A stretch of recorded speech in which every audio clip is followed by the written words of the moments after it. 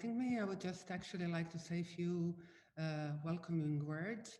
First of all, I would like to thank everyone for organizing the exhibition and the two iteration of Symposium in these really strange and difficult times. So Didrik, Hoyer, Anna, Anke, Nina, Inka, thank you very, very much. We are very happy at Kunsthalle that despite everything, we were able to have the exhibition open for 2 months. It's really important for us to continue supporting encounters and exchange of ideas among the artists and theoreticians and various audiences, even in these fleeting periods of openings and between lockdowns. And thank you for your patience and persistence and hard work that was put to make this happen. We are really, really sad that we had to cancel all live events and also intervention of students that were already mentioned, and performances by Jon Michele Uba, the assembly by the agency. We were actually planning to have students' interventions this weekend and the entrance to the exhibitions. But still, we are really, really happy that we can make it virtually. The first part of the symposium last June was really inspiring and informative. I'm very much looking forward to this one. For us, it was important to host this project that starts from the notion of cybernetics, because the research and the art practices that are presented for the exhibition, for the publication, now also for the symposium, deal with the topic that is of utmost importance to both all of our individual daily lives, but also to our collective political and social structures. But this exhibition and research also opens a crucial question about the art itself. It looks into ways in which art is in fact entangled into this total cybernetics of reality, as Didrik and Hoyer called it in their text, and that has become irreversibly and deeply ingrained into all structures of society. It also asks how art can develop aesthetic and cognitive and affective models and various kinds of alternative counter-cybernetics that can repurpose the methods and techniques of this total control and management that we are all surrounded with. The project also, for us, it was really important to start inviting guest curators to Kunsthalle to bring the plurality of voices. And we are happy that we were able to support a number of new artistic productions and to stimulating discussions among the artists and people that really come from various fields and with different artistic approaches, but that all together share a belief in fleeting and very fragile, but yet transformative potential of art. So once again, I would like to thank everyone very much for their contributions and for the support. And once again to the colleagues at Tabacalera and at the Academy of Fine Arts for organizing and producing these exhibition and events with us.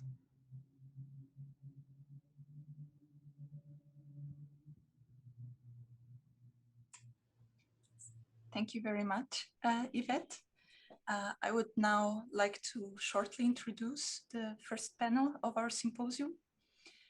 So under the keywords future fiction scenario, and then play, role, speculation, alternative, LARP, queer feminism, extractivism, hardware, and DIY, do it yourself, through the 4 contributions of our 5 guests, Julia Grillmeier, Dorin Mende, Stephanie Vucic, and Patricia Reich from Miss Balthasar's laboratory, and Oyer Echeverria.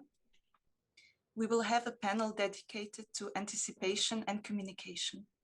We will discuss how scenario and future exist both as key elements for systems of normative control, but also as topoi for political imagination.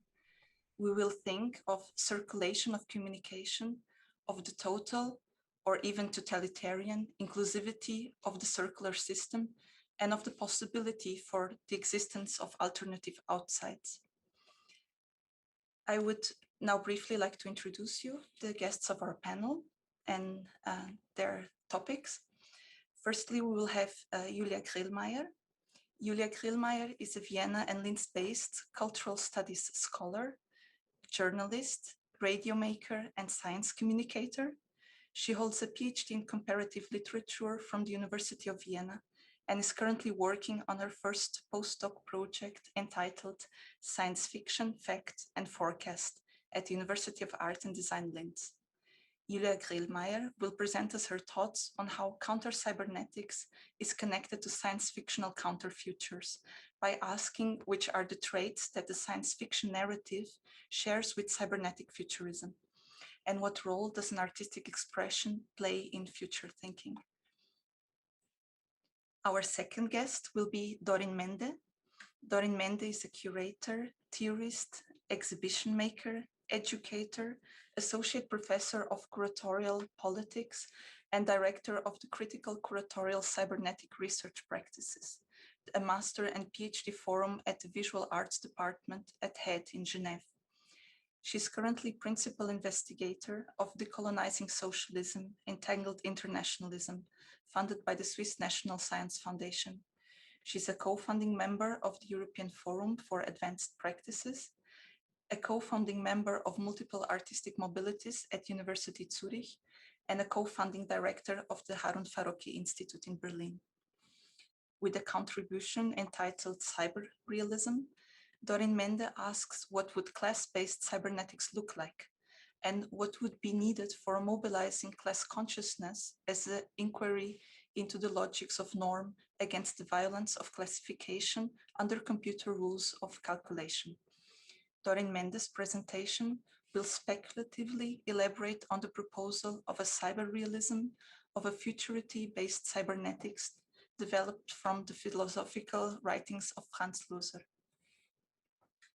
After Dorin Mende and a short break, we will have Patricia Reich and Stephanie Wuschitz from the Vienna-based Miss Balthasar's collective.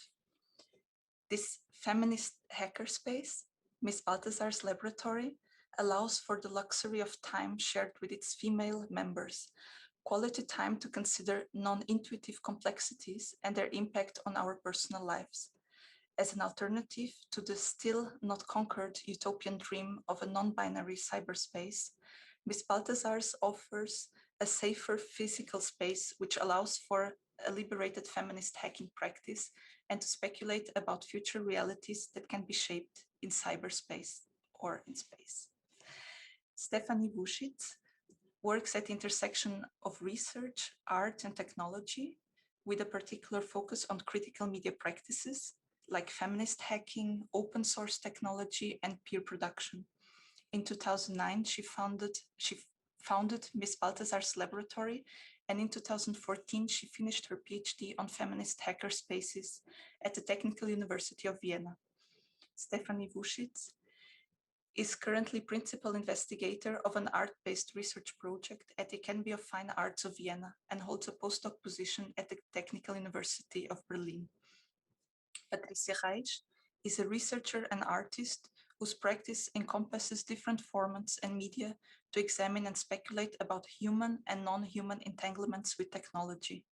She holds a PhD in art from the University of Évora in Portugal and is currently a postdoc researcher at the Academy of Fine Arts of Vienna and lecturer at the University of Applied Arts in Vienna and the University of Art and Design Linz.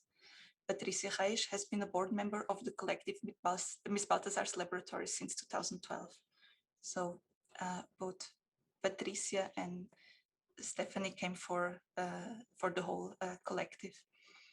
And finally, the last guest from the Future Fiction Scenario panel will be the co-curator of the exhibition Cybernetics of the Poor, Oyer Echeverria.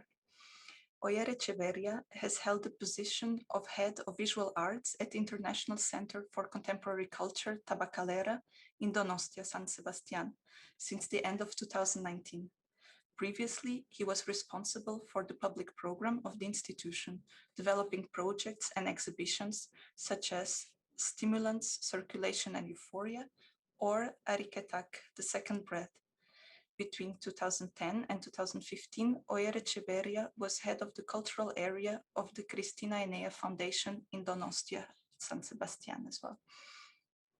Oyer Echeverria's presentation draws a framework for a better understanding of a fight to introduce numbers in the body, comparing the functioning of discursive networks with the ways in which a popular song or dance circulates.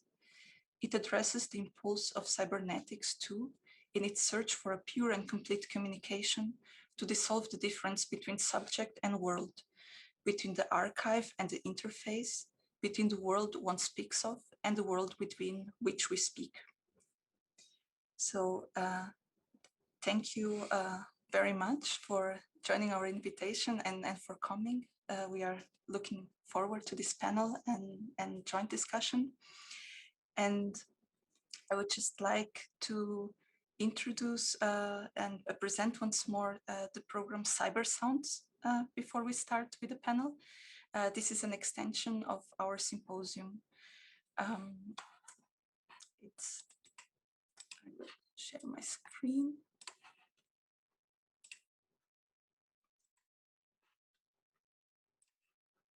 Briefly. So Cybersounds, it's a podcast series, a cooperation between the students of the Masters in Critical Studies of the Academy of Fine Arts Vienna and the Kunsthalle Wien. It unfolds paradigmatic moments of cybernetic thinking throughout history, politics, financial models, and cultural phenomena. We have a series of 7 episodes authored by Caroline Brendel, Rebecca Fuchsen and Martin Rowan, Tizia Greta, Simon Nagy, Kervin Sanper, Lia Suderman, and Andrea Zabric, which expand the artistic and discursive fields of the exhibition Cybernetics of the Poor as well. So you also have a link to the podcasts that we warmly invite you to hear after the symposium. And just shortly, in tight connection with our panel on future fiction and scenario, for example, we have the podcasts by Simon Nagy and Axel Stockburger, which addresses a Bolshevik proto-cybernetics designed by Alexander Bogdanov in the run-up to the October Revolution of 1917, and the podcast Become Your Avatar with the Glitch by Tizia Greta. Tizia Greta's podcast links artists and theorist Legacy Russell thesis on the strategies of avatar creation for their emancipatory content with Adrian Piper's iconic alter ego mythic being, whose interpretation as an avatar puts categories of class, race, gender, and sexuality up for discussion. This raises the question to what degree this artistic practice can represent a resistant cybernetics of the poor. So, very much recommended. And now I would like to pass the word to Julia Grillmeier that brings us counter-cybernetics and science-fictional counter-futures. Julia, thank you very much for being here. We are looking forward to your presentation. Yeah, thank you so much for the kind introduction and for having me. I'm honored to be invited to talk here and also to start us off. I will also share my screen now, and I hope you can all see my presentation. So I'd like to pick up one of the notion that is central to cybernetics of the poor as a project and as an exhibition, and related to my research, which, as Anna already said, concerns itself with the relationship between science fiction literature and a kind of a futuristic way of writing about the future. And this is, of course, very closely related to scenario thinking, which in turn is, of course, rooted very much in cybernetics. But today I want to focus on what the project of Cybernetics of the Poor and the exhibition proposes as an idea, or also the term of anti or counter cybernetics. So in the introduction to the exhibition, this is explained like this. The ways in which art that is aesthetically, cognitively, effectively, and experientially engaging has developed various kinds of alternative or counter-cybernetics that overturn, subvert, and repurpose the methods and techniques of total control and management. And what I would like to pick up and talk about here is this kind of this move up subversion, because I think a similar claim and very closely related to this can be found in contemporary science fiction culture, which of course is not scenario thinking, but is also very closely rooted in this idea of portraying possible and alternative presents and futures. So this insight that it matters what stories make worlds, what worlds make stories, and this is of course Donna Haraway in her latest monograph, Staying with the Trouble, this foregrounding of storytelling in institutions and practices of knowledge production has become important, of course, at least since the 1970s, with feminist and ecofeminist, anti-colonial thinkers, anthropological turn, but maybe more broadly and more mainstream in the last 10 or 20 years. And this, of course, does not mean that everything is fine now and that problems of exclusions are solved. But I have the impression that people are generally increasingly difficult in respect to the stories they get presented. So they, in my impression, they ask, and of course, not only in my impression, but generally, one can observe that people ask more of the stories that they encounter and consume every day. There's it related to the storytelling, new sensibility, also more challenge in regard to the stories, and also maybe to become a co-writer of these stories or co-creator. And this goes for storytelling in this more abstract sense of master narratives, but hand in hand, this also goes for stories of fiction we read and watch every day. And I am interested in how these claims can be observed in contemporary science fiction, because I'd like to argue that this insight that it matters what stories we tell, especially has changed the way we look at speculative fiction, if you think about this everyday understanding of stories. Why speculative fiction? Also, and how are these aspects connected to what is referred to here in our context as counter-cybernetics? Science fiction is often described as the literature of what if. It shows alternative presents, pasts, and futures. And in this respect, science fiction has often been understood or presented as a tool for thinking. So very recently, I think very interesting science fiction scholar Cheryl Wind has highlighted these aspects. And also, as you might know, Dietmar Dart has called recently also science fiction a Kunst- and Denkmaschine, a machine for thinking, and not least for thinking about the future.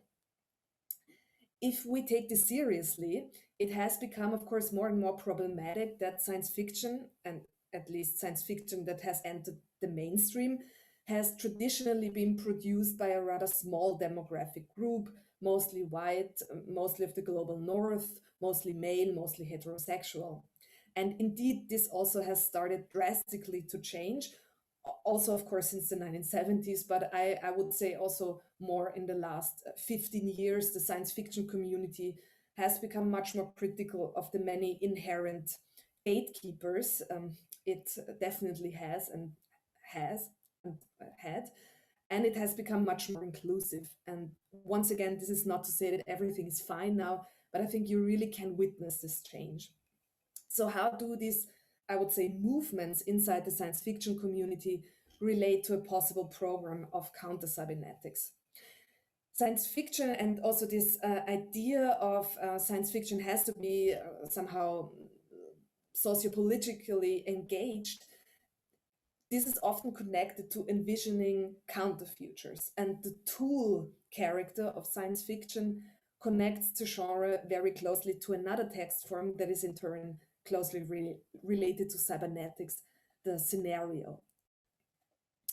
When you walk through the exhibition of Cybernetics of the Poor, and I know we can't be there together right now, so I put up this poster so that we can at least pretend talking about imagination.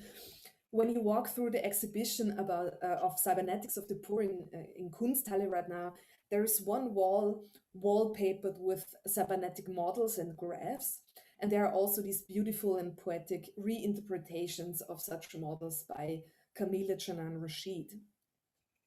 Methods of writing scenarios and also of interpreting and reading scenarios often look like this. So the futurist extrapolates a trend scenario that is then flanked by several other scenarios, often best and worst case scenarios. And you can move these scenarios around in your model and think about how different players would react. You can go to the wallpaper at Cybernetics of the Poor and with your finger trace these possibilities with your finger, and what you will get is a narrative. What happens if this happens? What will I do if this person does that? What if, what if? And science fiction authors, as mentioned before, very often talk about their writing in similar ways, and often futurists, in turn, consult science fiction to sketch these scenarios or to build the backbone of them. So at the first glance, it seems that these text forms are very close. And if I tell you my research is about comparing futuristic scenarios and science fiction short stories, you will probably find this approach, I hope, reasonable or even obvious maybe. But on the other hand, seen from a different angle, this text form almost seem diametrically opposed. Scenarios are always plural, scenarios in the cybernetic models are always plural, and you need to compare them. So they are made to be comparable. Science fiction is an art form and thus a singular expression. You can, of course, compare science fiction short stories with each other. My background is in comparative literature. I do this all the time, but you will agree that this comparison is very different from integrating various narrative scenarios into a cybernetic model. Scenarios rely very often on probabilities and the calculation of the possible, and science fiction per definition challenges our understanding of what is probable and definitely stretches the boundaries of what we think is possible. So these fundamental differences also come up when you compare speculative literature and its close relatives, as Stephen Shaviro formulates it, speculative philosophy and speculative finance. In his recent essay defining speculation, Shaviro writes, speculative finance and speculative fiction remain intimately intertwined. They both deal with improbable possibilities. I would like to say that where science fiction seeks to multiply these possibilities and open up alternative futures, finance rather works to shut down all of these futures by accounting for them in advance and making them commensurate with the present. So if we stick with the terms cybernetics and counter-cybernetics, in our context, we could call the program that Shaviro attributes to speculative finance and all these models and scenarios of speculative finance a cybernetic one, and the program that he attributes to science fiction, this opening up of possibilities, may be a counter-cybernetic one. Kodwo Eshun makes a similar argument in his essay Further Considerations on Afrofuturism, where he writes that, I cite, science fiction operates through the power of falsification, the drive to rewrite reality, and the will to deny plausibility, while the scenario operates through the control and the prediction of plausible alternative tomorrows. He concludes that both the futuristic scenario and science fiction is part of a cybernetic futurism, as he calls it. They bring possible futures into the present in order to shape the future. He even goes so far as to call science fiction a research and development department within the futures industry that dreams of the prediction and control of tomorrow. But science fiction operates, as he says here, through the power of falsification, this denial of plausibility. And he concludes that science fiction is actually not predicting futures, even if this is inscribed in its self-understanding, but is engineering a feedback between its preferred future and its becoming present. And here he quotes, I think, William Gibson, the science fiction author William Gibson. So the way I read Shabiro and Eshun, even though they both rely on cybernetic futurism, the scenario models calculate possibilities and try to reduce the speculative gap, while science fiction rely on disruptions of probabilities insofar as it produces future visions that are far off from these streamlined trend scenarios. However, these futures become somewhat possible through inscribing them in a popular shared imaginary. So science fiction uses this described feedback loop to multiply futures. And this is also, if I may venture these interpretations, what counter-cybernetics and the approaches of these cybernetics of the poor project are doing. I just want to say a few words about some of the works in the exhibition right now that I could relate to my own reading of science fiction in exactly this aspect.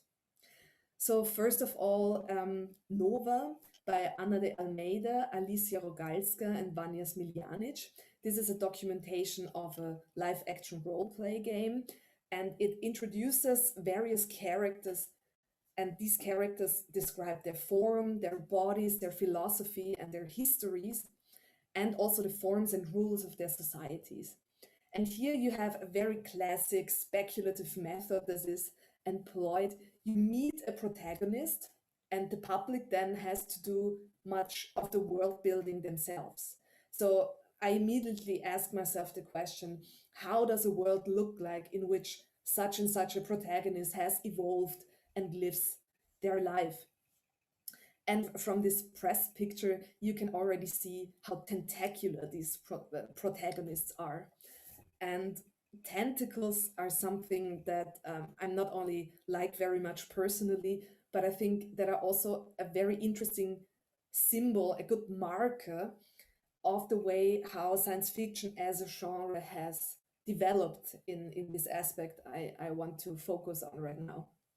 So while tentacles have been a symbol for unspeakable horror and the other that has to be destroyed if you don't want yourself destroyed, think of H.P. Lovecraft and all this whole Cthulhu thing, they are now, at least in my reading experience, much more understood as an invitation to look more closely and to meet other humans and non-humans without immediately othering them.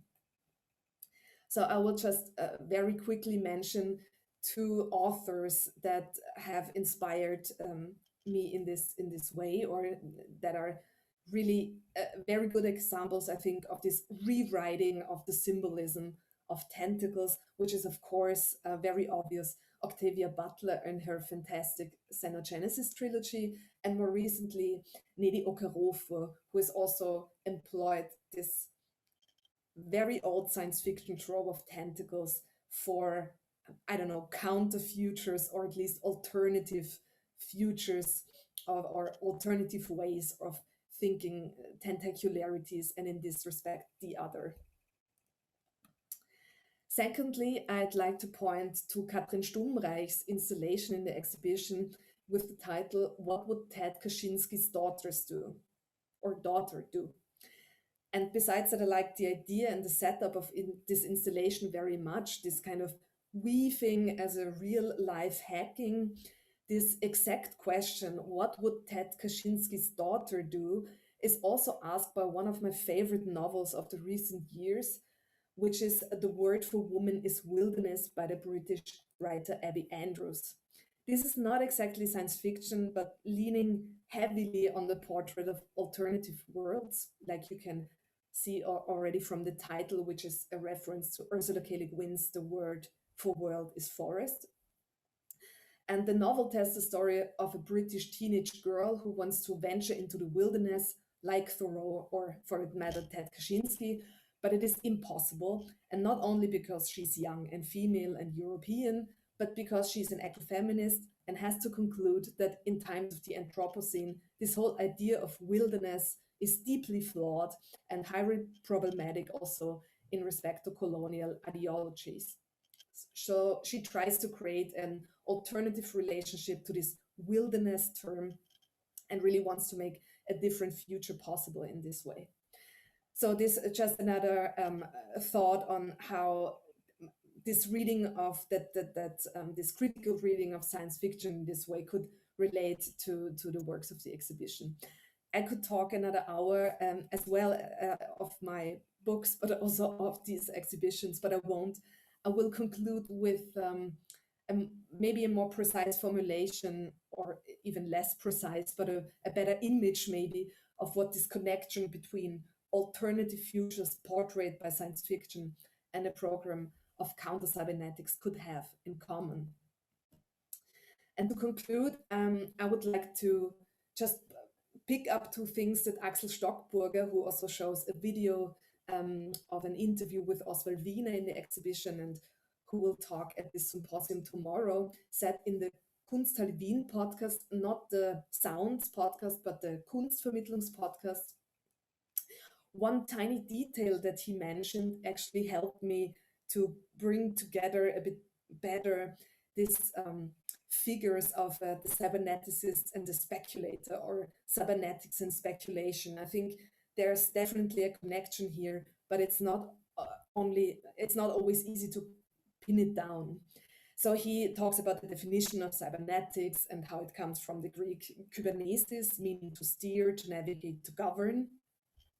But that he doesn't leave it at that. He explains also that the original cybernetic act was not only steering by the helmsperson of a ship, but also connected to the person at the lookout at the top of the mast, who sees to that, for example, that the ship is not coming in too shallow water. And this is very close to what is described as the original speculative act. Speculare meaning to scout, to spy out from a terrain of a high point of view.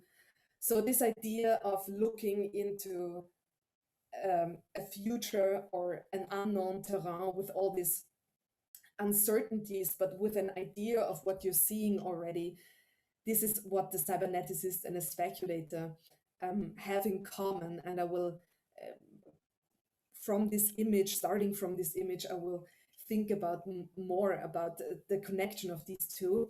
But I want to conclude with another thing that Axel Stockburger has said in this podcast, which is that cybernetics is also defined that it seeks to contain the future through the calculation of probability. This is what we already heard now in the introduction as well.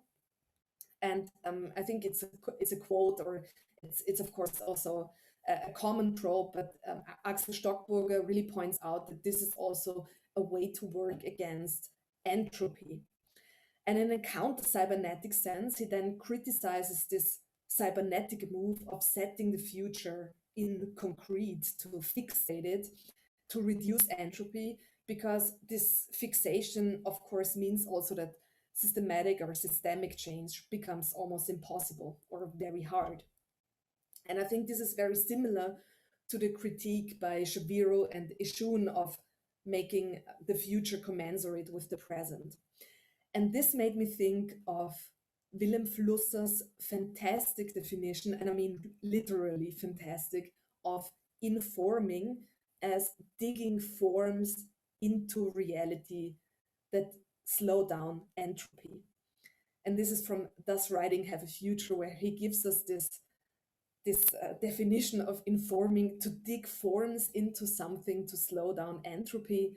And he says here, I just quote the conclusion of this citation: one informs, produces improbable situations to set spirit against material that tends absurdly towards heat death. So heat death is the most probable scenario. Writing, like digging, presses the spirit into the object to inspire it, that is, to make it improbable. So Flusser proposes that against entropy, the more improbable the information, the better. And I'm aware that Fluss, of course, talks about writing and informing in a very large sense of cultural technique of producing information. But I think this playful and somehow strange formulation, this idea that telling improbable stories against the current of entropy, against a probable future, this is just an extrapolated long now, can help us think about this negotiation between cybernetics and the subverting movements of a counter-cybernetics, the negotiation between making useful assumptions about the future, on the lookout, however, also inviting surprises and disruptions, and also staying open for situations, people, landscapes, phenomena that have not been taken into account before. So proactively somehow working against blind stops. And with this, I will stop here, and I'm very curious to hear your thoughts about that and to hear your questions, and thank you. Thank you very much, Julia, for this great presentation. We will have the opportunity to expand these topics in our discussion at the end of the panel. So now I would just like to ask if someone has a very urgent, direct question to Julia to announce it through the chat. And I will wait 2 minutes maximum. Dorin Mende with her presentation on cyber realism. Yes, thank you, Dorin. We are looking forward. Thank you so much, Anna, and also Nina Kerschbaumer, and also Dietrich Dietrichsen, and everyone involved in the making of the exhibition and the conference. And thanks and greetings to friends at the Kunsthalle in Vienna. It's a pleasure and it's great to join in with you. Before I start, I would like to read a following acknowledgement. Before I start my input, as I've prepared it, allow me to state and to acknowledge the continuity of the history of violence, extraction, and slavery under the conditions of racial global platform capitalism that is enabling the operational mode of platforms such as Zoom, which we share right now. I would like to try to mobilize this shared moment also as a recognition of the labor, the experiences, the struggles, and the knowledge of those who have been and who are subject to the political violence and epistemic censorship of Zoom itself. And to think of those people who are with us in this moment, but invisibilized and silenced, the people who are workers working on e-waste sites in Ghana and India right now, or who are suffering most from the ecological crimes and the eco-technological crimes in the afterlives of colonial and imperial modernity until this present moment, and even worse, at this moment of the pandemic planetary crisis. I think if we engage in the question of the cybernetics of the poor, then this is an important kind of situatedness to think with. And it's also at the same time the depressing kind of realization of our implicatedness in the continuity of those forms of extraction and also class society. I have prepared this talk really as an input after being in conversation with Nina, and my printer does not work. So I have a whole set of notes around, scattered, handwritten. I hardly can read anymore. And I've prepared a reading of a text, and I'm going to share my screen. I'm also a bit nervous that it's going to work. Share screen. Okay, voila. What I'm going to do, and please also interrupt me if I go beyond the 20 minutes. I'm going to do a reading of a text with you, as more like almost a seminarish kind of a situation, where I would like, that is a text by Franz Löser. It's a German Jewish philosopher was born 1927 and died in the mid-90s, early 90s. And this text, The Ideological Issues of the Logic of Norm, is a kind of an attempt from which Franz Löser is developing from a critique of a bourgeois ideology of the logic of norms, or we could also understand the logic of norms as a law of reasoning, as a kind of a way, this critique as a way to foster and to propose a Marxist-Leninist approach towards the logic of norm as a cybernetic reasoning that is situated in the question of class consciousness and is a class-based cybernetics, as I would argue. And I have to tell you that I'm myself really not quite clear what's, whether I really confirm, affirm, or what my relation towards that is. And I'm very happy to have your feedback also on that. And I'm not a computer scientist, I'm not a philosopher of logic, I'm a curator and a theorist concerned with geopolitical questions and exhibiting processes. So this is also an attempt to me to gain kind of an insight in something I'm working on, and it has been mentioned before in Entangled Internationalism, Decolonizing Socialism. I can share the website later. And this text has been published in Deutsche Zeitschrift für Philosophie, that has been edited by Hans-Christoph Rau, also a philosopher, and who's an amazing also kind of thinker around a question of class consciousness, but also the philosophy of consciousness. And the text has been published 10 years after Franz Löser, and I will show also some images, published his kind of book on the ontic logic, and I hope this is going to work, on the planification and the governance of moral development from a Marxist ethical approach. And he also published 10 years before the book on Interrogativlogik. I'm going to show the titles in a second. That is very much concerned with the methodology of question and answer in order to think through, also again with the Marxist ethics in mind, the politics of labor, but also collectivity and where is my piece of paper? Collectivity, childcare and womanhood, but also class struggle and the class enemy, imperialism, creativity. So we already get the sense that there's a political situatedness of this approach indeed. And this is a kind of maturity-based cybernetics, I would argue, in order to process a better future, so to speak, or perhaps to quotation marks, or the transition from socialism to communism, which is always here considered as a class-based cybernetics, as a futurity-based cybernetics.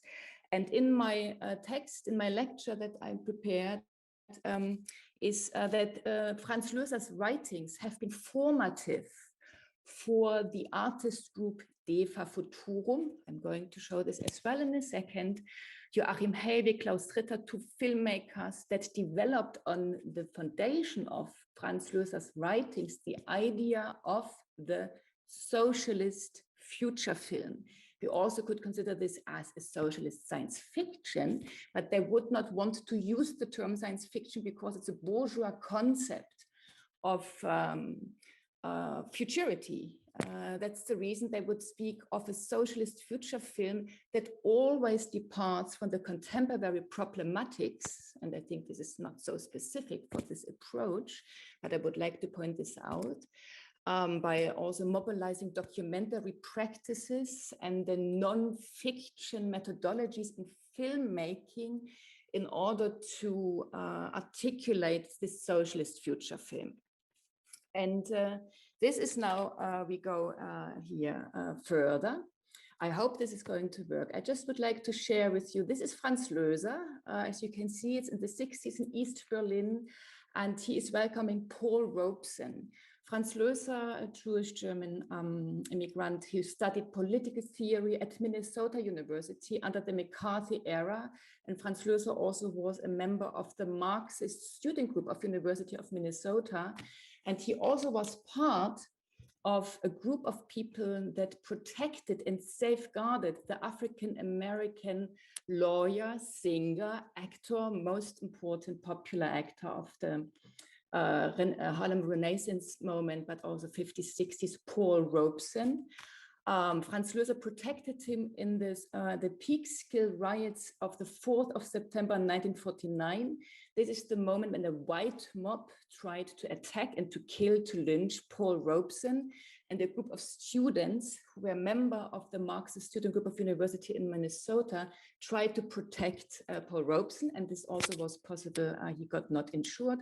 Franz Löser got insured, 1949. This is the moment when Paul Robeson and Franz Löser become friends, basically. And it goes on and on and on. It's a very complex kind of story. And there is a biography also, if you're interested, Die Abenteuer eines Emigranten, Franz Löser. Voila. And just to, you know, I think no one probably knows Franz Löser so far. And Franz Löser has been developing this idea of logic of norm, and specifically the idea of the ontic logic, which is a logic that takes into consideration the kind of moral principles and the principles of ethics, or ethics as a science, we could say. And so this is the book by Franz Löser that I've mentioned, The Ontic Logic. I'm happy to have a more precise also explanation by a computer scientist or philosopher of logic exactly around the ontic.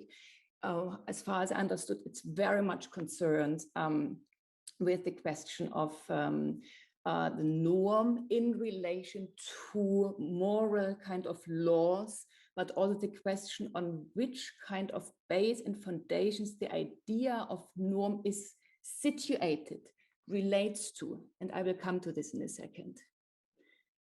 Just to show you, this is Interrogativlogik by Franz Löser. It's another book from 1967. And also we have here the diagram. I hope this does work for you actually with my live kind of VJing here on the screen. This is kind of the revolutionary approach to the creativity from a perspective of cybernetics that he developed in '78, where it's very much concerned also about, I mean, Franz Löser, maybe to make this short because we're running out of time, Löser was very much also concerned with the creativity, the mathematization and the planification and the kind of organization of creativity that would include intuition and also the possibility of a mathematization of feelings. This will come again back later. And this has been very much criticized. So I will go on.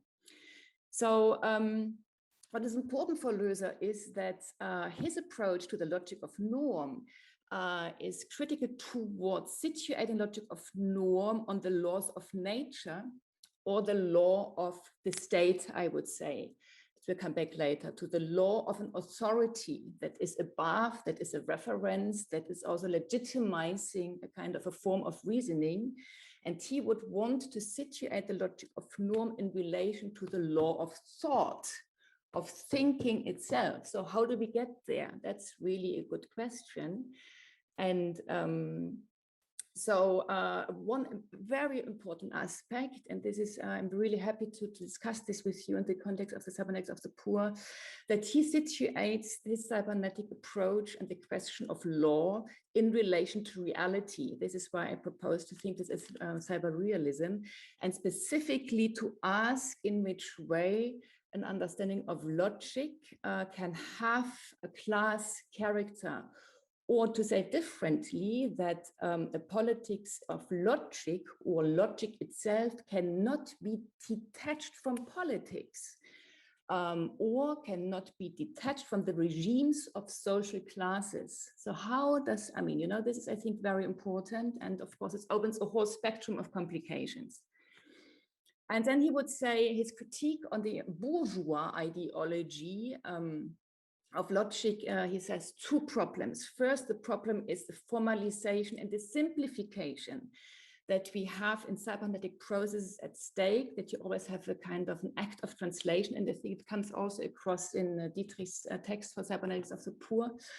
But yet we need a certain degree of formalization in order to shift the kind of process of reasoning onto a different stage, onto another stage, to be able to include the feedback, the recursion into this kind of question of reasoning, that he would, as I would translate this here, argue that this is necessary in order to increase knowledge, in order to increase kind of the capacity of knowing.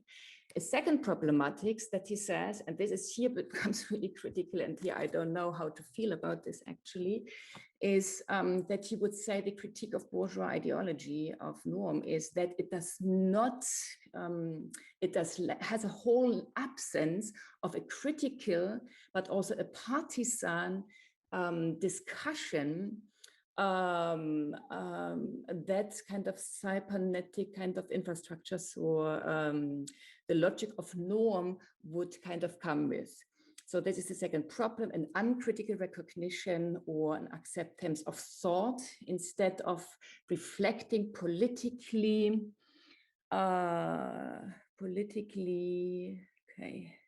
as a feedback of thought, and this is a problematic aspect regarding the danger of the political influence, of course, on calculation. And I just would like to show you this diagram, which is the diagram by Deva Futurum, and I'm really sure that this is based on the writings of Franz Löser. This is a diagram or kind of a cybernetic scheme that would allow you to make the socialist future film. It's kind of a blueprint how to do the socialist future film that would include the director, the author, of course, the cinematographer, the dramaturg, very, very important, but also the, you know, the cultural politician. So this is, of course, very dodgy for us. But this is where the political and the technological, or the political and the cybernetic, come together. And I would like to put this into conversation as a problematization of cybernetics as a technopolitics or as a cyberpolitics. We cannot get away from this. So where go we further? I just have also quite a few, and I think I'm running out of time already. So I think I will try to get to my examples of Deva Futurum. This might be a good moment. A few points where he says why the ontic logic, or the question of the logic of norm in regard to moral judgment and ethics, but also law, legal theory has become very important in the 20s, 30s of the 20th century, is because imperialist infrastructures were about to fall apart. This is where attempts have been undertaken already before the 40s, before Norbert Wiener, so to speak, in order to prepare the conditions to justify and to legitimize a law of thought that would kind of relate to instances of nature of authority, etc., that also then would be able to inform a logic that is justifying imperial crime, so to speak. This is his kind of, this is what he writes here. Ernst Marley is a Graz, by the way, philosopher who was in opposition with the Vienna school of philosophy. But I have to go on, I think, in order to get to this kind of further. I just would like to share with you again once more how this resonates with regard also artistic practices.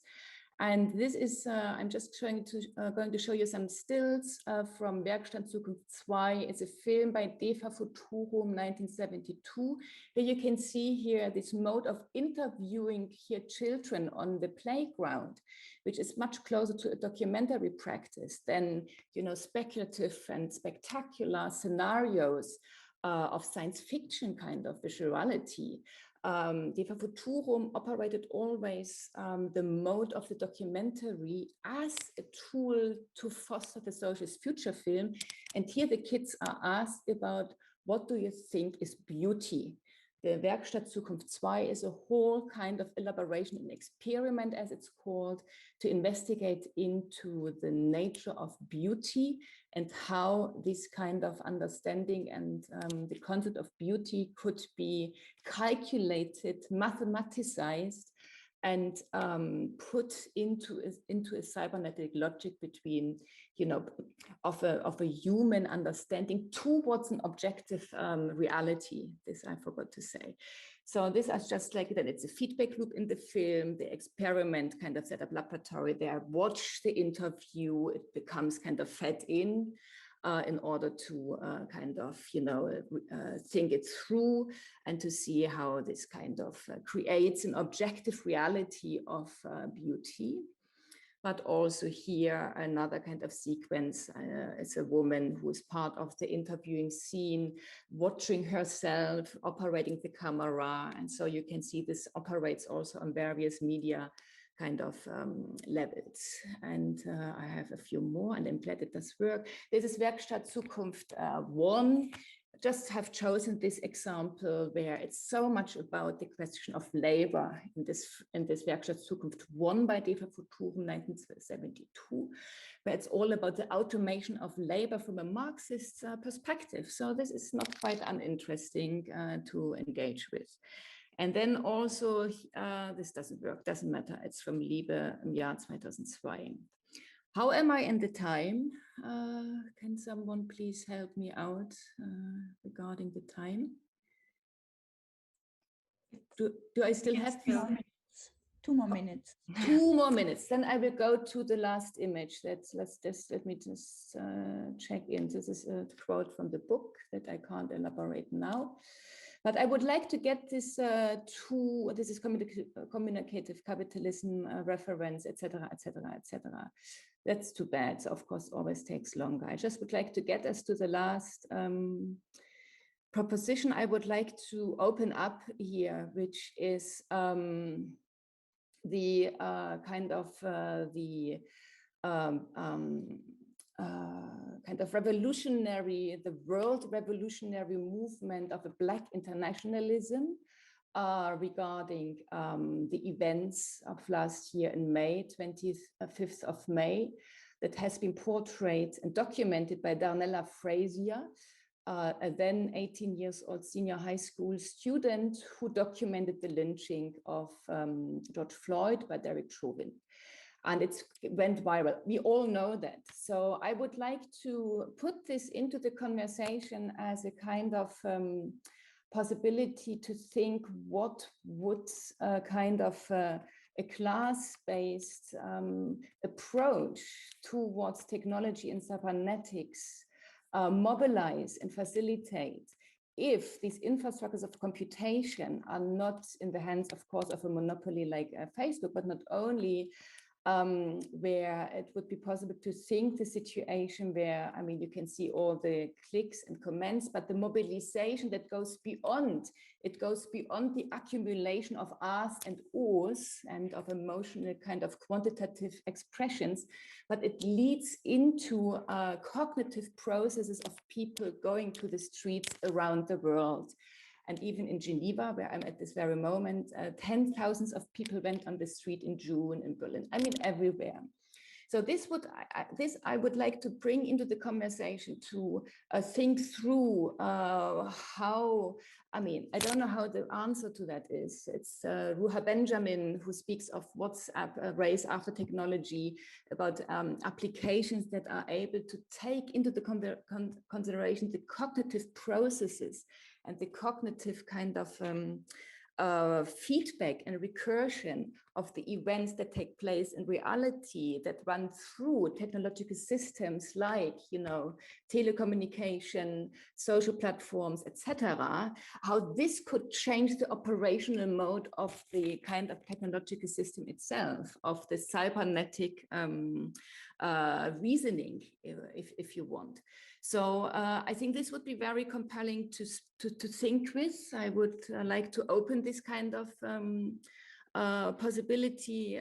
It's the first time I share this. I've thought about this for a long time. I mean, the Darnella Frazier, the photographer who posted that sequence of 8 minutes and 46 seconds online that has instigated a world revolution and of a Black internationalism. And I would like to hold on to that and bringing the kind of Marxist ethics approach to reality-based kind of formation of cybernetic reasoning into the conversation. I think now the 2 minutes are over. I hope that is somehow clear. Of course, please ask back and I'm happy to clarify if I can. Thank you very much indeed. And I hope it's been useful. Thank you.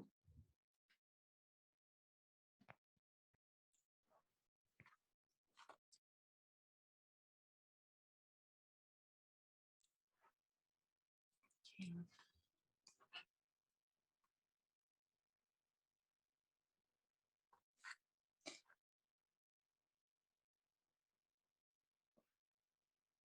So we will go further.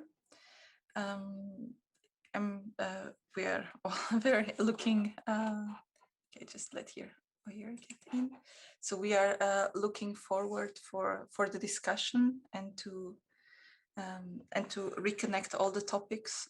It's going to be for sure very interesting also with the other guests that are present today, because the connections, as I've said before, are really multiple and very interesting.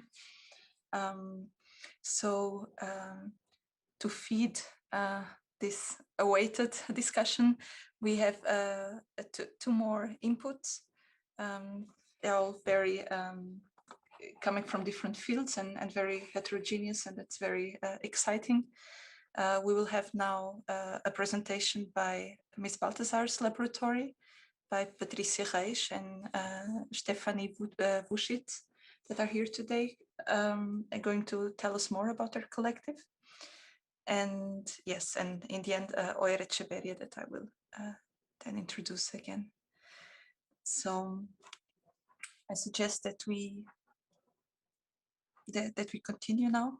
Thank you, Patricia and Stefanie. Looking forward.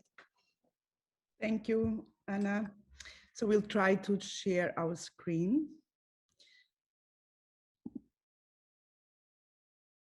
And thank you again so much for the invitation and for the great talks. We try to share now.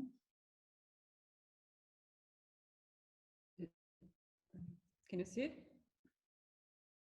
Yeah. So we are Miss Balthasar Collective. I'm Patricia and Stefanie. We are representing actually the collective. However, I mean, we could not be all present. So we call ourselves a feminist hackerspace, and we are based in Vienna. This is a picture of our just very new space. So we have it since, I would say, 7 months. So I think I'm really looking forward for the discussion later, because somehow some of the issues that were already brought in that we consider very important, but we are usually sort of in contact with them in a very practiced way. So by running this space. Yeah, we are 6 artists, media artists, who build a collective and do art together, but we also run this space, which is a place where people can hack. And with hacking, we actually mean very similar to what Doreen Mende said before about like questioning this norm logic. The norm logic, I guess, we are questioning is the system of art and gender and technology entangled, but also individually. So the artists who work with us are Patricia and Anna Loureiro and Lale Rodarka Dara, myself and Taga Torosian. We try together as a collective to have this kind of maintenance of commons. It's like a commons space with common tools and common forms of expression that we allow each other to use, and a space that is also there for others from outside to express themselves and articulate themselves that in ways that maybe break with norms or bend norms. So we inhabit this kind of very complicated and very dominated intersection of art, technology, and gender politics. So, I mean, we also expect, and as I guess also me and Stephanie, one of our motivations to start this space was the lack of female and non-binary participation behind the development of technology. So I think this illustration speaks by itself, right? The computers and technology is not really growing from trees. And we know that it has a certain intention and impact in humans and non-humans. And for us, it's really urgent to increase the participation of women and non-binary people behind this production, but also the creative production and development of technology for, I mean, the sake of a more diverse and plural and fair future. Yeah, as I said, we're inspired by open source as a kind of philosophy that things have to be transparent, who make them, from which minds are they coming, who manufactured electronics, and who made the code, how does the code look like, how does the algorithm look like, and the machine learning database. So we really try to make things demythified, to open this black box of technology and really look at who made it, how, and what was harmed, or who was not harmed, who will be harmed by e-waste, and so on. So this DIY and this kind of self-driven curiosity is very important for our collective to foster.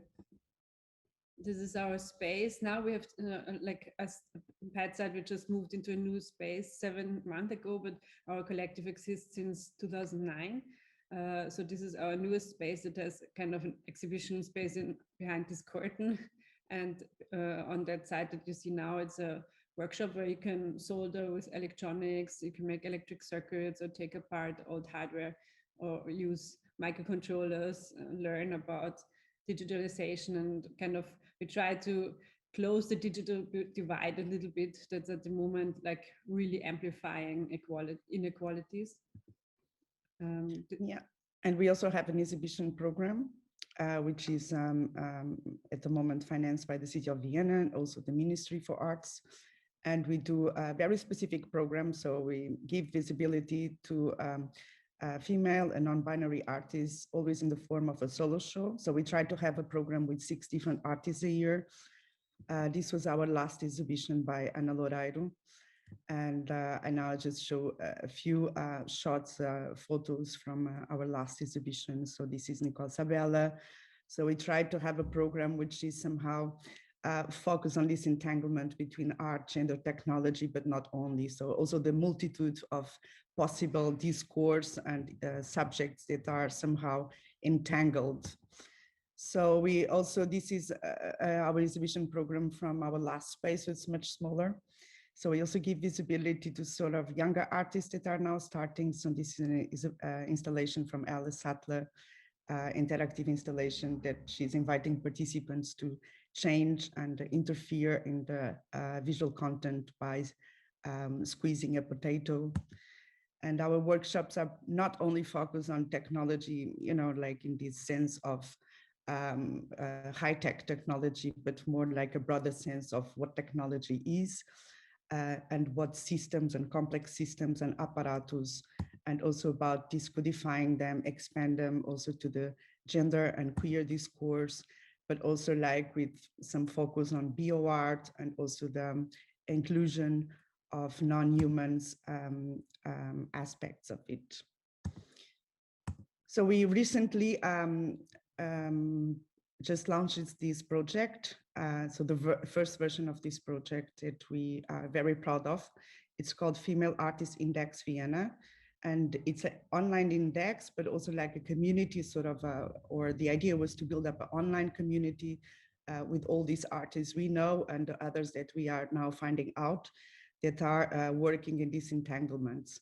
So at the moment, the database has only like 33 artists. We expect very soon to expand it. But once again, we thought that it's really very important to have to give visibility to those participants, also by pointing them name and their participation in the development of these tools and entanglements.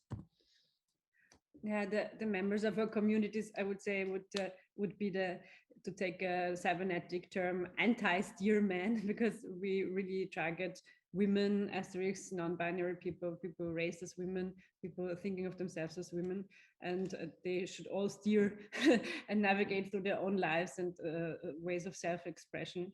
And that's why we try to give accessibility to skills on tools, but also tools in our lab. Like we have different things here people can try out and learn and use for their own self-expression, and to have an anarchistic approach to their own art practice through open source technology, and not be too much organizing in their style through already existing technology.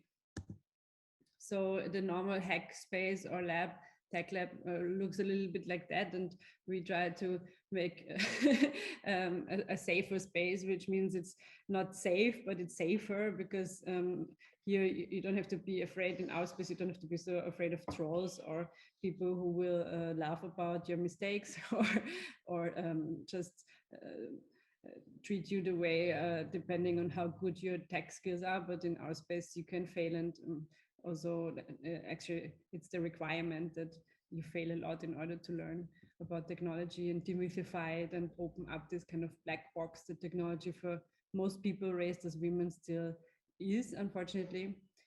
And this enables us to share and collaborate with less restrictions. And we try to also help other collectives, or like collaborate with other collectives around the world to build up similar groups. And we noticed that there actually already are in the whole world similar groups who popped up in the same time. So this was one of our workshops that was about the embodiment of code. We massaged code into people's body. So sometimes our workshops have this performative character. Sometimes our workshops are really just about skill sharing. But we also do art installations as the 6 artists are in a collective. As a collective. And then 3 of us, Patricia Reich, myself, and Tagui Torosan, we also are in a PEAK project, which is an arts-based research project on hardware, where we really try to find how can hardware ever be fairly produced or sustainably produced, or how could it ever look like that it's something that we own and feel really happy to use without any guilt, as you said before, ethical guilt and environmental guilt. Feminist hacking is really essential for this research project because we see it as our methodology, not only of knowledge production, but also of art production. We mean with hacking a kind of care, kind of maintaining of social relationships among each other, and a way of like our speaker before us was mentioning, like again and again questioning these norms and seeing them as a way of dominance, and trying to break and question these norms. So feminist hacking is not only like really opening things or learning about technology, but it's also for us really a political way of organizing organizing ourselves, so that we can be free to express ourselves without always having in the back of our mind a critical gaze or critical voice feedbacking and changing the way we would talk about the things that really concern us.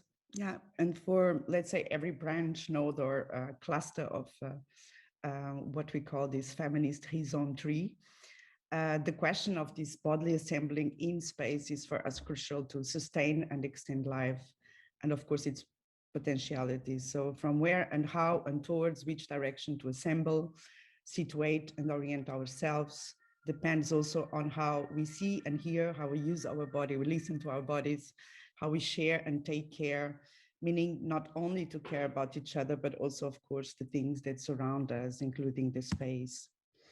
So transfeminist hacking is really important for us and is transgressive, interdisciplinary. It overlaps and correlates with information technology, feminist technology studies, and actually potentially all the disciplines.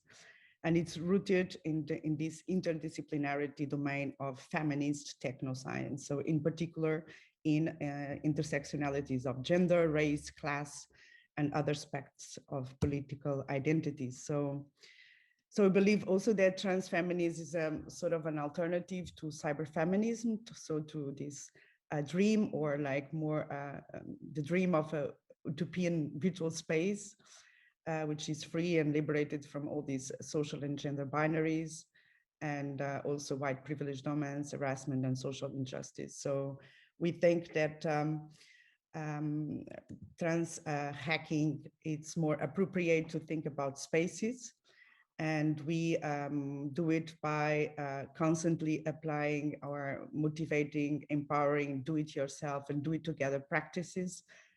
Working together also allow us to resist and deconstruct mainstream communication technology, and we aim at politics of visibility, co-production of knowledge, solidarity, and also in particular, as we will explain later, clear awareness of the materiality of technology. So as Stephanie already mentioned, for us, it's really important to think about our infrastructure as designed as a safer space, precisely to put into practice or enable us to practice solidarity, self-care, and also to practice self-defense of female asterisk hackers, and online and also offline.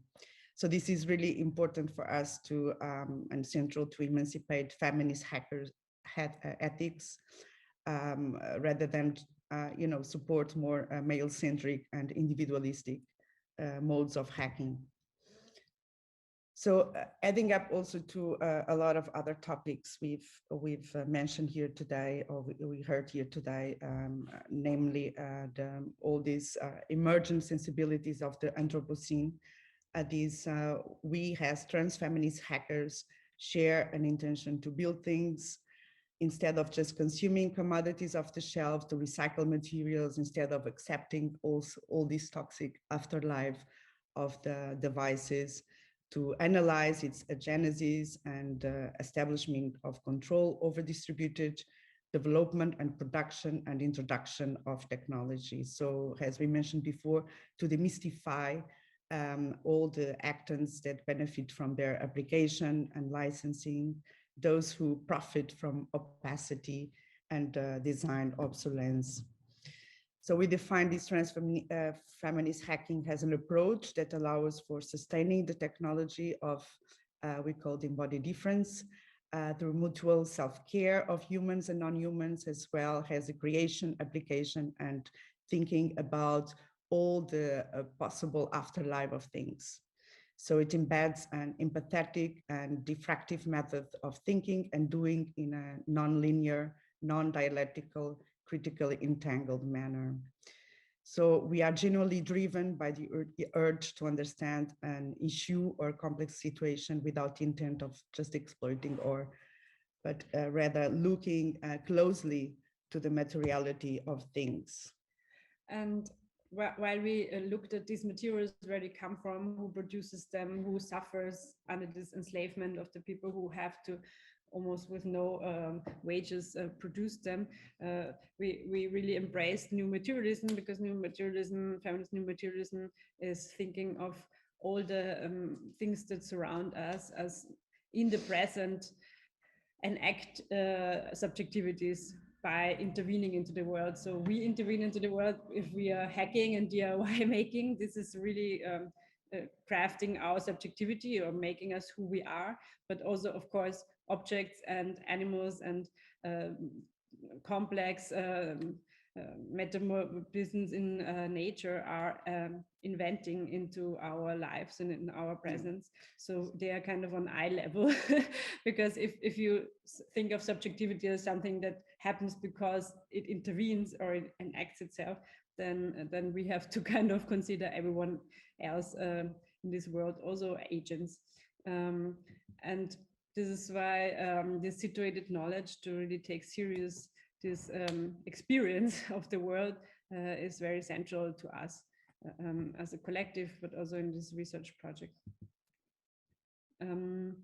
That's why we try this very speculative hardware project to speculatively develop hardware that is actually ethical for us, that we can think of as not harming or enslaving or destroying other subjectivities and their agency. So we were trying to find gold that is not from very dangerous mines, and we try to find resistors and capacitors and resistors and transistors, all these elements that our electric circuits, our smartphones and computers are made of, that are fair traded. So we are trying to find conductive material and resistive material and non-resistive material that is part of an electric circuit, or could be part of our very artsy speculative hardware circuit, but is actually fair traded, and we can trace how they were getting into the world and where they will go after they are dysfunctional. For example, but we will talk about this more later. This is a mine in Papua, and it was actually the reason why a very functional democratic state in Indonesia, the Indonesian state, was completely destroyed, and the democratically elected president was, through a coup d'etat, taken off the government, Sukarno, and was substituted with Suharto, who made the new order regime. And this mine was then in the hands of an Arizona-based company since then, and it's the biggest gold mine in the world, and it didn't pay taxes at all for the first 10 years. So I think we have to just always consider how countries in the so-called global south actually were stopped from developing their own social democracies or democracies in order to have cheap products still flooding into Europe and the US. So that's why we looked more into how these unions there were destroyed, and how actually the people, especially actually people passing as women, were very much since then, or again through this colonialism that actually was extended until now, exploited and stopped from living as citizens in a democratic country. So that's why we look at urban mining now. Urban mining is that kind of collecting old hardware and recycling it, or taking it apart, looking for the gold and the rare earths that are in old hardware and reusing it. And we try to make this kind of kit or set of hardware that we ourselves make here as artists, and that could become one larger electronic circuit, one larger hardware piece that's maybe not as doesn't look so high tech, but it's functional. But also to sort of like raise awareness of the fact that actually all these metals are in our, actually there's gold in all our electronics, and also how difficult it is to actually to reuse it again, or to be able to extract it. So yeah, we are artists, as we mentioned, and we struggle always with this problem of like how to put all these things into practice. And for us, it's also very important to be in the studio. And at the moment, within all these very new like materialistic approach, we really look into materials from where they are coming from, so all the mines, and also we try to have access to them, the ones that are fair trade. And at the moment, we are just experimenting with conductive and non-conductive materials, namely porcelain and all kinds of metals, with a possibility not only to have like a printed PCB that we can do it ourselves, but also to sort of recycle metals that melted together with resistive and non-resistive materials could actually become, for instance, electronic resistors. So yeah, this is a website that shows more like our working project. It's directly linked to Ms. Balthazar project. And yeah, also we are very inspired by all this repairing with the possibility of repairing, but we are also very aware that repairing is not always possible and or even desirable. So we believe that is through the open participation, like listening to the community, to experimenting, to experiment free, in a more free way, that we can find actually alternatives. So this is the approach from transfeminism, also our approach that entails and extends further to understand and to repair and to actually get inspired by the cracks we find in the world. Yeah, because the capitalist logic is to always have this planned breakdowns, right, to create new markets, and we don't want to skip into these breakdowns and fix it. That's not why we are repairing things, but the opposite, to become more self-reliant in order to understand what is going on and counteract this kind of regular destruction of the world through the capitalist market. And I guess we have to finish. Yeah, sorry if we were too long. Thank you very much. Yes, thank you. Sorry if you had to be too short, more on our side. We so many for this amazing discussion that's coming on our way. I would like now to ask Oyer Echeverria, the last guest of our panel today and co-curator of the exhibition Cybernetics of the Poor, as we've mentioned before, to make his presentation on the numbers in the body. Thank you for coming, Oyer. We are looking forward. Thank you. Thank you, Anna, and everybody that is involved in the organization of this symposium. I want to talk, actually, I'm going to read the text, focusing in the idea of circularity. Despite all the criticism, cybernetics and technoscientific aware us about something important, that the entire process of human knowledge assumes the character of a closed system. We are telling stories to each other in a circle, sharing and responding. I would like to take a walk through those ideas of redundancy by means of some examples from music, songs, to be more concrete, whose essential operation is defined here as that activity in which numbers enter the body. After all, electronic, sensorial, and communicative combinations were premeditated in the analog era times. Let us say that the human condition has always been one of flight. We flee from a body that is the result of that same flight. Actually, language serves first to flee the body, and that has traditionally been called society and culture. What happens is that for the first time, the very social order, by means of the capitalist market, also aims to stop relapses, hunger, boredom, pain, the true resources of human culture. It needs to restart at every moment and all times without error.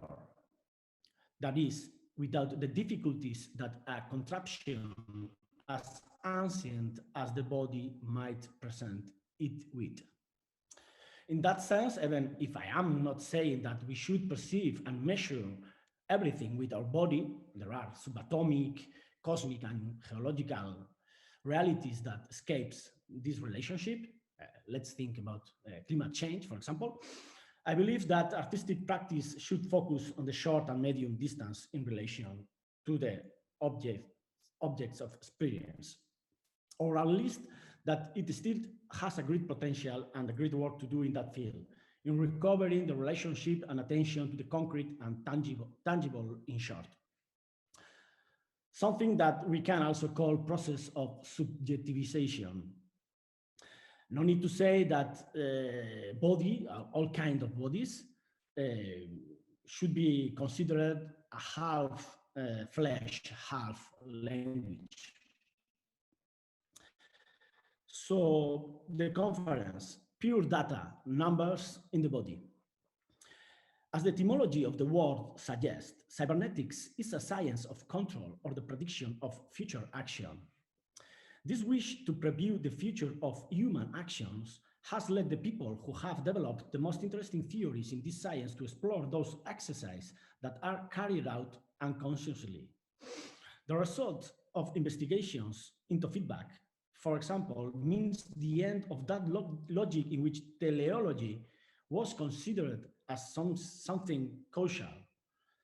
Beyond the consciousness, the end began to be considered as something that is not given by a chain of events consciously directed towards a predetermined outcome. In this way, cybernetics moved away from traditional perspective related to mediation and representation in order to point somewhere else. Let us think about the reality effect or the referential illusion that stimulates faith in the reality of the fiction. This is something that has been studied by French theory. Roland Barthes speaks in this context about the barometer on the piano in the story A Simple Heart by Flaubert.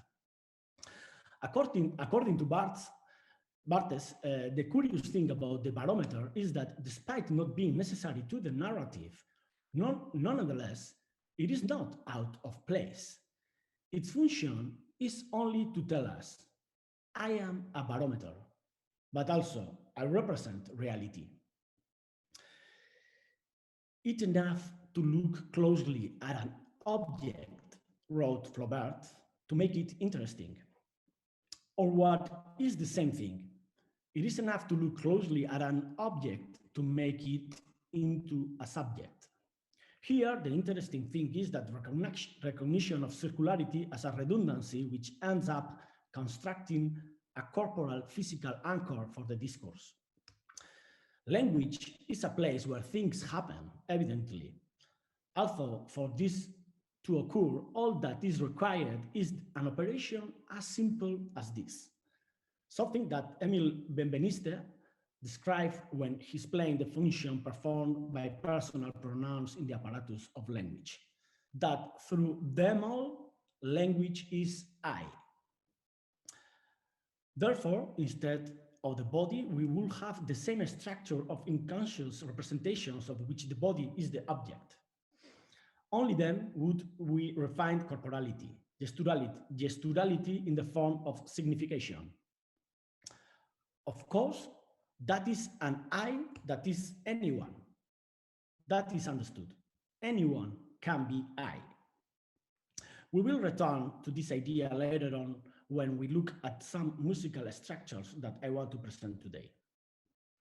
But coming back to cybernetics, let us say that Weiner and other authors, including some psychologists, who enthusiastically adhered to these theories at a certain time became obsessed with the investigations of all kinds of involuntary and conscious automatic acts. Acts of abstractions that allow, resorting to the terminology, negative feedback to restart without any error. And in this way, they develop a language that is not interested in referentiality through description, but rather in a predictive system that is produced based on statistical grammar. This is a perspective that focuses not on the meaning or the origin of the signal, but on pure transmission. In this way, their studies took as a model the human nervous system, able to find and identify certain profiles and patterns long before the brain becomes involved in the operation, in order to later apply it to other electronic nervous systems, such as, for example, television. These are processes that parcel out the flow of experience by means of units that commit us before reaching the level of semantic or comprehensible language. But what are the peculiarities of music in this analysis? The examples that I seek in order to carry out this contrast between ways of introducing numbers or a certain mathematical logic into bodies are those musical artifacts that stand out for their extremely simple structure. However, I would like to consider these musical structures as something technical, and I hope to be able to argue that they represent unique attributes because they bring, in the most physical form possible, message from other places and possibilities of affiliation that are not yet present in the space of setting or setting. Intervening in the close link between form and content, they offer encounters with all kinds of heterogeneous networks that produce a space. Therefore, I propose three models that take the form of musical variations.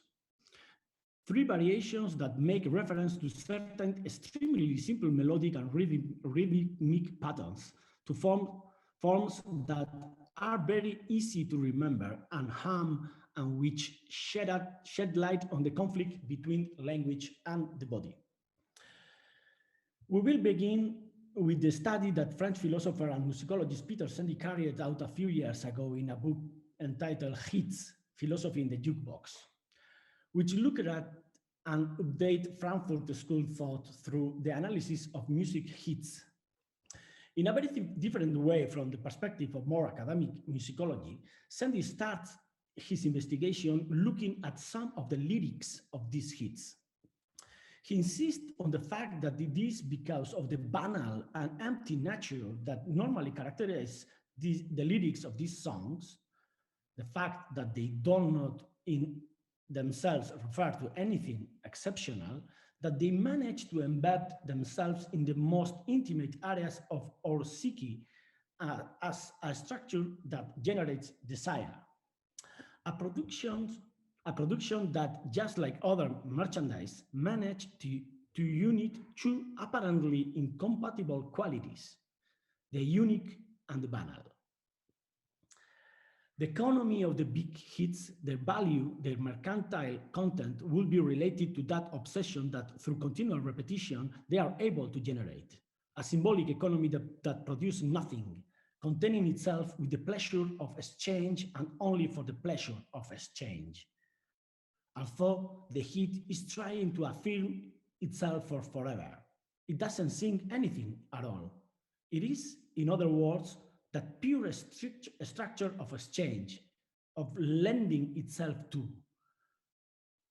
But my own title, but more than ever, close it on itself. Remember, the lyrical I tells us that I am called fame, that my own title as a hit, my name is fame, that I am therefore only the echoed repetition of myself and my proper name, fame, now and forever. And remember above all that I am only that, a reminder, a call to remember, to name and rename whatever you want, everything and nothing, everything, anything for money or fame, because nothing proper in particular. According to the French philosopher, the great hits serve to confirm that the world is what there is, and it is good that it is this way. And for that very reason, there is always enough reason to celebrate it. But I was there, he says to himself then, thanks to the little song that haunts him. I was there. Here is what I have lived like no one else, what was and is no longer. He writes, referring to that which escapes us again and again, and which in his own way was pointed out by Spanish poet Antonio Machado when he said, you sing what you lose. The second variations we will look at will be the one referring to ritornello or cantinella, something that could also be translated as a chorus, an acoustic artifact that finds its self-referential capacity in the composition of the void. The French philosopher Gilles Deleuze compares ritornello in various texts with the meaning of of the philosophical activity, with its most acute and penetrating undertakings, to put it one way. He mentions a child returning home on a dark night who managed by means of a simple whistle to protect himself and avoid the fear that threatens him. It is a breath of air, a fragile and precarious form that is repeated periodically, that comes back on itself and envelops the living person in a kind of shelter. An intangible and primary architecture, a construction that in terms of sound covers everything, and whose full meaning resides in its circularity, in coming back on itself again and again. Something that, being such a small thing, has the capacity to make itself into any other. The ritornello is, in principle, the rhythmic repetition that unites two instants, the return of that music, rhyme, rhythm, or chorus that is repeated. It is the means by which man creates a territory, his own code that makes it possible to ward off chaos. The Spanish thinker and poet Agustín García Calvo also insists on placing value on those aspects of music that precede the meaning that comes from the words. Even in the case of properly vocal or sung music, the fixation with the quantification of musical language, the emptiness of the verse, the exact alternations, find their sources, he says, in dance as the main system for introducing numbers into the body. The extreme simplicity of the melodic framework of these songs, a very schematic and limited argument, as well as favoring the modulation of the voice and other kinds of virtuosity during the execution, technically acts so that anyone can make the lyrical I their own. The result of this is that the thing which gives to one very particular differentiation and meaning, because it is a thing that anyone can make use of, is in turn most impersonal.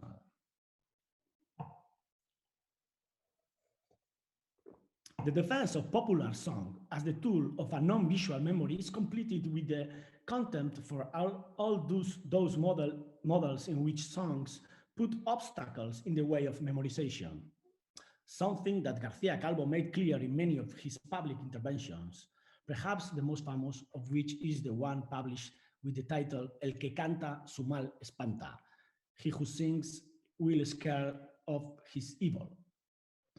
As for García Calvo, the workings of the musical machine, the rhythms, accents, and games that confuse it with language, open up access to invisible currents that operate in the configuration of reality, but also in putting it on hold.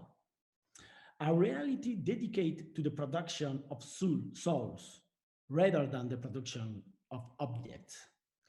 And here is the hardcore of the problem of the one, its serial production.